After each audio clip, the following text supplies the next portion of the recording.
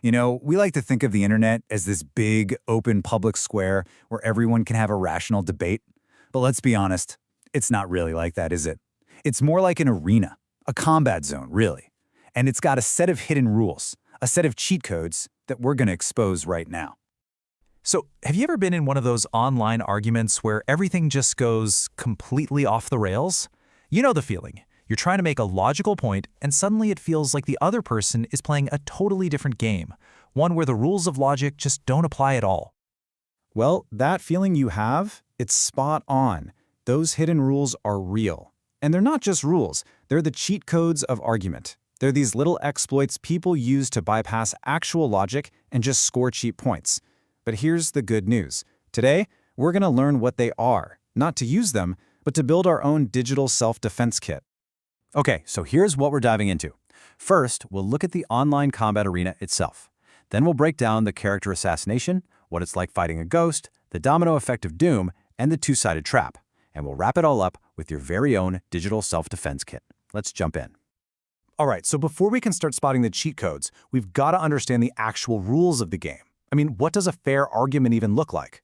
Well, for that, we have to go way back, all the way back to Aristotle, who basically said persuasion is built on three main pillars. So here they are. First, you've got ethos. That's all about your credibility, your authority. Are you trustworthy? Then there's pathos, which is the appeal to emotion. And finally, logos, the appeal to pure logic and reason. A good, solid argument balances these three. But the cheat codes we're about to see, they work by attacking and corrupting these very pillars, turning a healthy debate into a nasty fight. Okay, let's get into our first and probably the most common cheat code you'll see out there, the ad hominem fallacy. The best way to think about this one is as a character assassination. The goal is super simple. If you can't beat the argument, just take out the person making it. Then you don't even have to play the game. Yeah, the name ad hominem literally means to the man in Latin. And that's exactly what it is. Instead of dealing with someone's logos, their actual logic, you just attack their ethos, their character, their credibility. It's a total diversion tactic. The thinking is, hey, if I can make this person look like a jerk or an idiot, then their argument must be dumb too, right? Without ever having to prove a thing. And this tactic has a whole arsenal of weapons. You've got the direct assault, that's just good old-fashioned name-calling. Then there's the motive attack, where you claim someone's only arguing something because of who they are or what they'd gain. There's tu quoque, which is basically saying, oh yeah, well you do it too, the hypocrisy charge. And of course, guilt by association, linking someone to a group people don't like. But you see the pattern, right? They're all just different ways to dodge the real conversation. And if you want to see a masterclass in this, look no further than Donald Trump's use of political nicknames. This was a really systematic strategy to just erode an opponent's credibility from the very start. Think about it, Crooked Hillary. Or Sleepy Dow. And who could forget Low Energy Jeb? See, each one of these is like a tiny, compressed ad hominem attack. They aren't arguments at all, they're branding. They're designed to damage a person's ethos before they even get a chance to speak. It's like a preemptive strike on their entire character. So, what do you do when this is used on you? How do you fight back? Well, first, you can just call it out, name the fallacy, and immediately redirect back to the topic at hand. Another move is to maybe concede a small, irrelevant point, but then pivot to why it has absolutely nothing to do with your argument. And honestly, sometimes you just have to realize the person isn't arguing in good faith. They're just there to sling mud. And in that case, the smartest move is to just disengage, walk away. All right, on to our next cheat code. This one's called the straw man fallacy, and I love the nickname for it, fighting a ghost.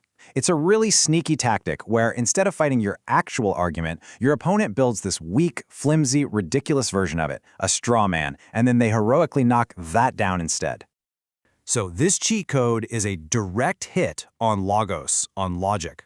You're not actually debating the real point at all. You're just attacking this twisted, distorted caricature you've created.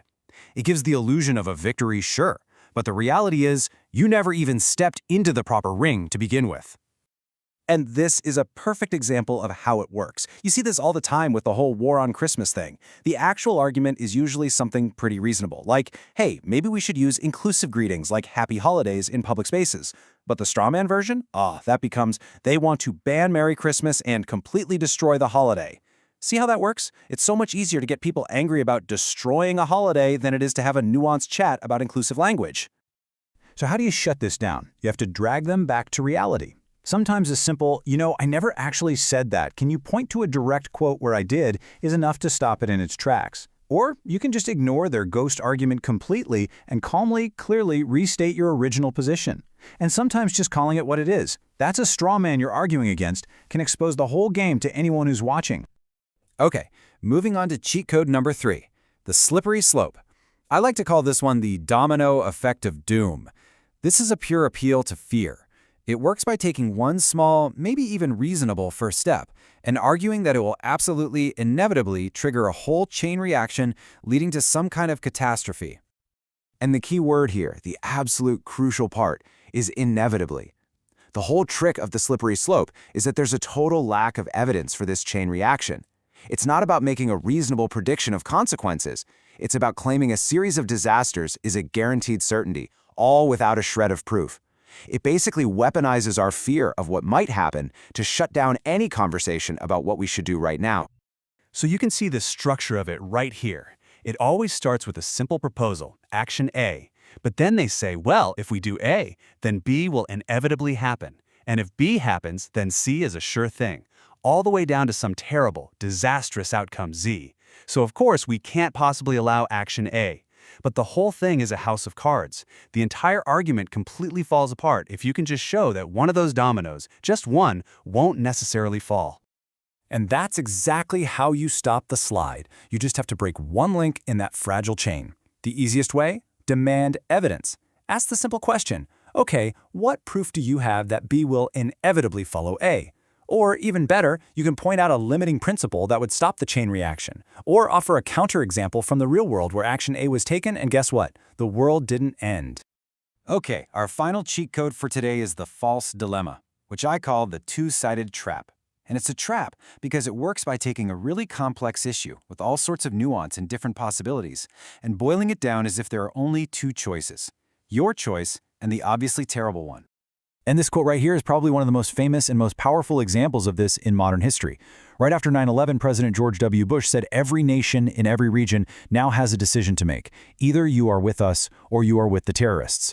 I mean, wow. It's an incredibly potent rhetorical move because it just vacuums all the nuance out of the room. Suddenly, there's no space for neutrality, no room for a third option, no possibility of asking critical questions. You are forced into one of two extreme boxes. It's a classic trap.